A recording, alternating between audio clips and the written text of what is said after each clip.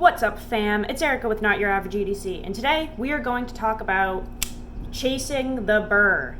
If you sharpen your knives, you know exactly what I'm talking about.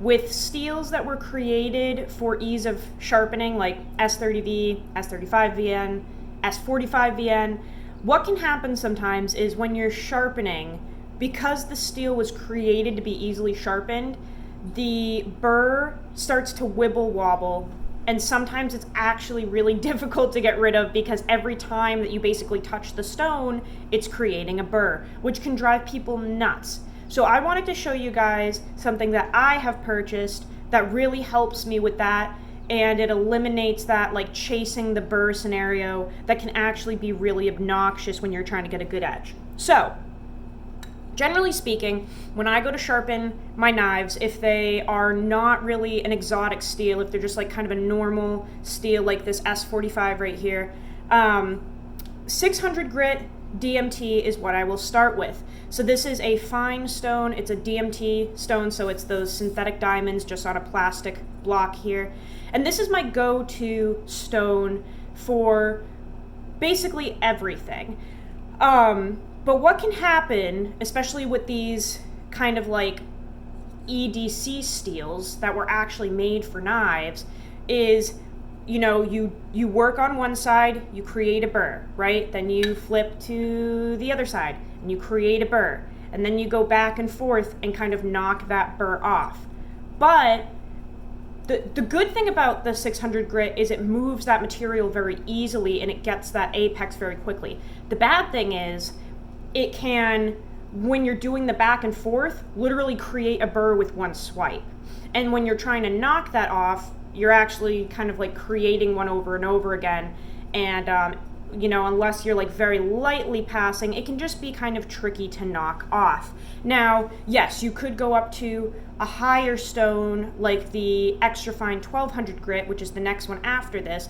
But in my opinion, if you haven't completely, absolutely removed that burr, moving up to the next stone is just not the best idea because your apex is incorrect. You really need to like absolutely extinguish that burr to move up to the next stone. And if you move up to the next stone, it can literally start recreating that burr again if it hasn't actually been removed.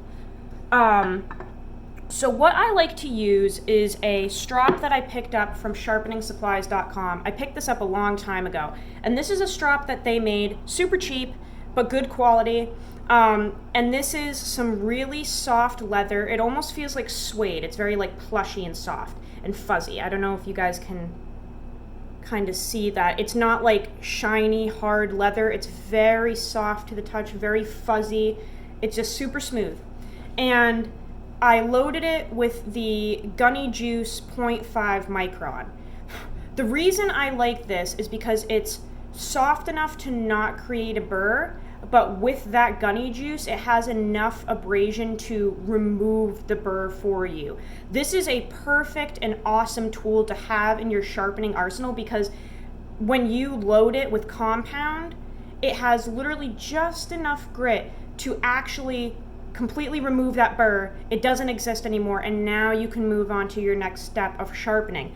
Normal strops, normal high quality strops, for instance this TRM strop that I just got recently, this will continue to create a burr.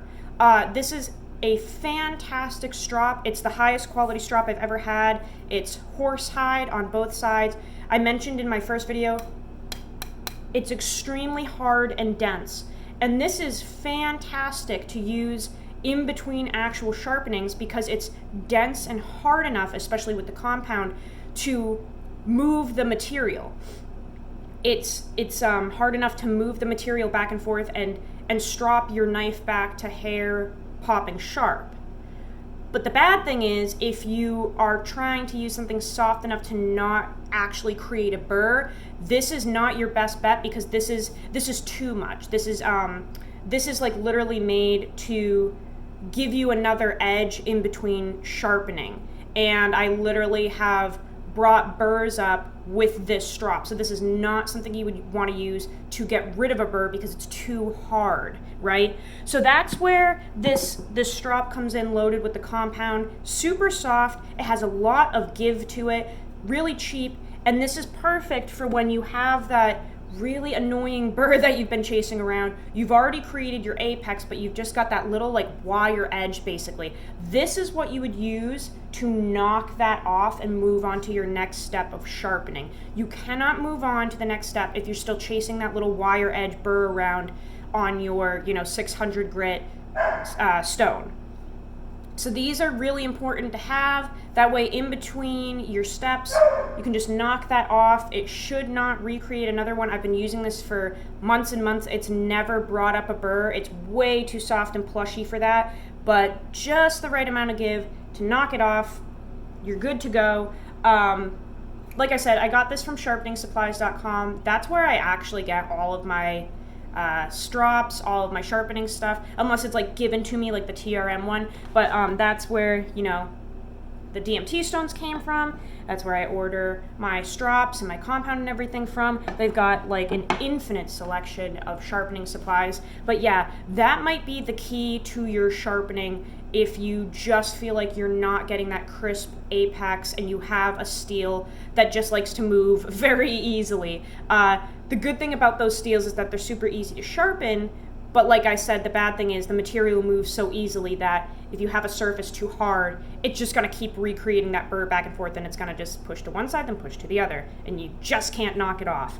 So yeah, I just wanted to share that with you guys today. Go use your shit, learn how to sharpen your knives.